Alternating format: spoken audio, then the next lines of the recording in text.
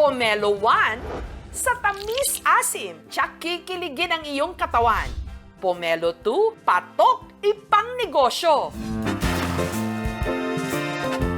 Pomelo 3, citrusy at rich in vitamin C. Suha o lukban sa mga Taga-Luzon. Buungon naman ang tawag ng mga Bisaya. Mas kilala ng publiko sa tawag na pomelo. Sa ere ng Mlang sa Cotabato, makikitang hile-hilera ang mga punong ito. Parang mga Christmas tree sa dami ng bungang pomelo. Ang 24 na ektaryang farm na ito, pagmamay-ari ni Sheba. Nag-umpisa po ako noong 2003 bilang buy and sell ng prutas. Nag-venture po ako sa pomelo talaga. Mga year 2009 po nung nakabili ako ng lupa sa Mlang. Nagsimula lang daw noon sa 1,000 na puno ng pomelo ang kanilang farm hanggang naging mahigit 5,000 na ito ngayon. Kung mamumungan, maabot siya ng mga 100 tons. Kumpara raw kasi sa ibang prutas, ang puno ng pomelo hindi maselan. Bunuhan, daligid sa madako at sa 7 months, hindi na kapabunga. At dahil nasa 2 hanggang 5 metro lang ang taas ng mga puno, ang mga bunga, abot kamay. Kaya mano-mano lang itong pinipitas ni Noli.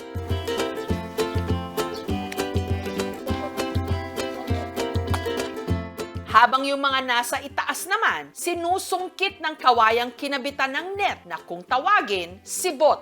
Yung dulo niyan is ready-made na po. Para malaman kung hinog na ang pomelo, ang kanilang palatandaan, kulay ng balat nito. Murag kulay dilaw na. Pwede na pitasin. Pwede na. Iwas ta sa mga ulog. Kaya maulog, ma-reject ng good sir. Ito yung klase, iwalay namin. Ang pagkakaiba sa klase at sa kasi yung balat lang.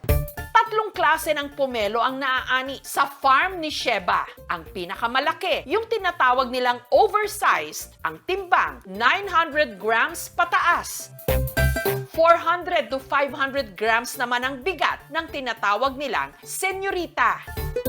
Pero wag nyo raw ismulin yung pomelo na tinatawag naman nilang piwi. Bagamat nasa 200 grams lang ang timbang nito, pamatay naman daw sa tamis. Pag maliit po, malalasa mo talaga yung sarap, yung tamis, yung juicy ng isang pomelo. Hindi na po namin ginalagyan ng asin.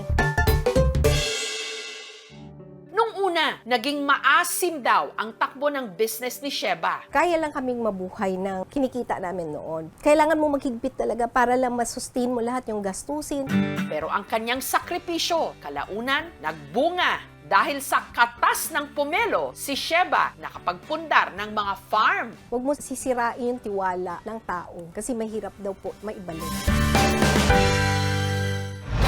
Dito naman sa Banquerohan Market sa Davao City, kumpul-kumpul at bundok-bundok ang ibinibentang pomelo. Pomelo! Bili na kayo dyan! Pomelo! Mula 70 to 90 pesos kada kilo. Napaka-juicy at saka matamis po. Si Gloria, mahigit 1 dekada nang nagbebenta ng pomelo. Kaya sa isang tingin pa lang daw at konting hima sa prutas, alam na niya kung matamis ito. Walang problema ang pangit ang balat pero mabigat siya. Yun talaga ang maganda. Juicy. Huwag yung magpilit tayo ng makikinis tapos magaan naman. Walang juice yun. Ang mga ibinibenta niyang pomelo, madalas daw pinapakyaw ng mga turista na nakabox. Malakas naman, siguro abot siya ng mga 50 boxes per week. 70 to 90 per kilo. Pero para sa mga customer na nangangasim na sa pomelo, nagbebenta rin sila ng nakabalat para pwede nang ngasabin agad-agad. Dami kaya. Dahil lang sa pagtitinda namin ng pomelo. Meron na po akong isang engineer, medtech, EMT, at saka yung RT. Ang Mindanao ay nagpo-produce ng more than 20,000 metric tons per year. Bale, ito po ay nagko-contribute na 72% of the Philippine production on pomelo po. Matamis po ang pomelo na pinoproduce ng Mindanao region sa klase ng lupa na meron. Yung klima at yung fertile na soil ay napakamainam po para sa production ng pomelo. At hindi lang daw laman ng pomelo ang may pakinabang, pati na rin balat.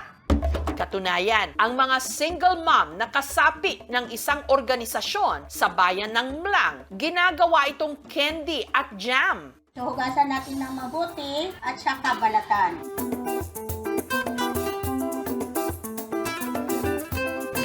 Ito po yung gawin nating candy, yung balat na nasa second layer.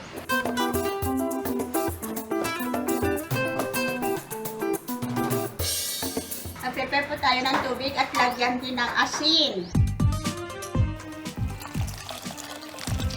Para mawala naman ang pakla at pait ng balat.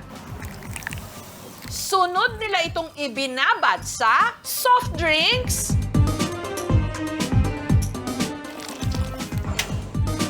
at saka isinalin sa kawali. Pagkatapos, nilagyan ng asukal. Pag makaramelize na yung sugar, pwede na natin lagyan ng evap milk.